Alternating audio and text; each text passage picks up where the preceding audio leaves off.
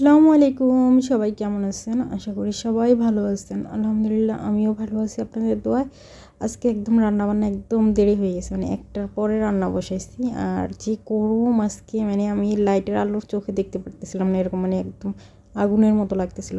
তো যাই হোক, ছোট্ট করে বলে নেই, এটা হচ্ছে আমার মিনি শপের কাস্টমার, আমার দুইজন ভাবি, এরা আসছে। তো আমি রান্নাও চুলায় রাখছিলাম, তারপর আবার এদেরকে 3 পিসও দেখাইতেছিলাম। তো ওনারা 3 পিস দেখতেছিল। আমি ওরকম লং ভিডিও করি নাই, কারণ এখানে আবার রান্নাবান্না করতেছি, তারপর সবারই একটা প্রাইভেসির একটা ব্যাপার স্যাপার আছে। ওনারা যেহেতু মহিলা মানুষ, আর আমি যেহেতু কন্টেন্ট ক্রিয়েটার, এই ভিডিওটা অনেক মানুষই দেখবে, তো সবারই একটা প্রাইভেসি সেফটি আছে। তো সেজন্য আমি ওরকমভাবে দেখি নিই। আর সবচেয়ে বড় কথা হয়েছে যে আমি এখনও ওইভাবে ওরকম কনফিডেন্স ফিল করে মানে শো করতে পারি না। তো আস্তে আস্তে আশা করি হয়ে যাবে, কারণ যতটুকুই হয়েছে আলহামদুলিল্লাহ, সামনে আরও বেটার করতে হবে, নিজেকে আরও সুন্দরভাবে প্রেজেন্টেশন করতে হবে। শপের সব কিছু মানে আস্তে আস্তে করবো আর কি, আপনাদের দোয়া এবং ভালোবাসা পাশে থাকলে, সাথে থাকলে।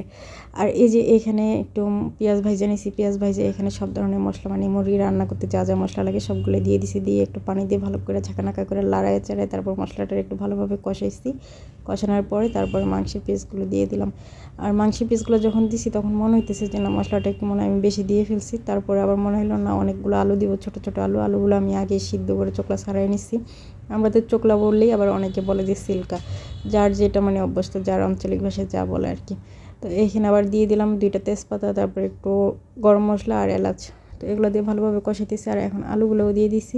আর এইভাবে আলু সিদ্ধ করে দিলে না অত বেশি একটা মজা লাগে না, কিন্তু কি আর করার বলেন, আমি তো মানে এই গুঁড়ো গুঁড়ো আলু এগুলো আমি করতে পারি না, চোকলা ছাড়াইতে আমার কষ্ট হয়ে যায়। তো ওই জন্য এগুলো সিদ্ধ করে চোকলা ছাড়াই নিচ্ছে। আর এগুলো গোল গোল হয়ে গেছে, তারপরে খাইতে খারাপ হবে না। মশলাটা একটু ভালোভাবে কষাইতে হবে যাতে আলুর ভিতরে একদম ইয়েতে চলে যায়।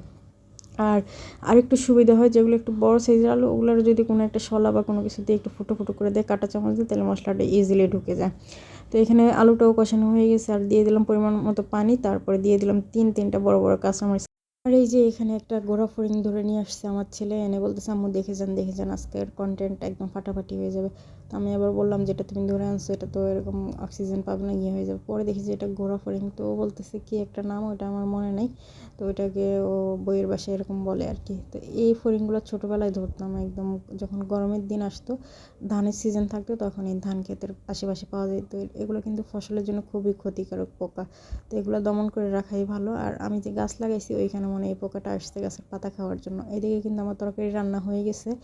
আর এখন হচ্ছে সন্ধ্যার টাইম, একটু আগে আমার বাজার আনছে, মাছ নিয়ে আসছে কাটাই কুটাই। তারপরে এখানে সবজি হিসাবে তেমন কিছু পাই নাই, পাইছে করলা আর ভেন্ডি। তো এগুলো আইনে আমাকে বলতেছে ওরকম কোনো সবজি পাই নাই, 2টা আইটেম পেয়েছি, দোনোটাই তোমার প্রিয়।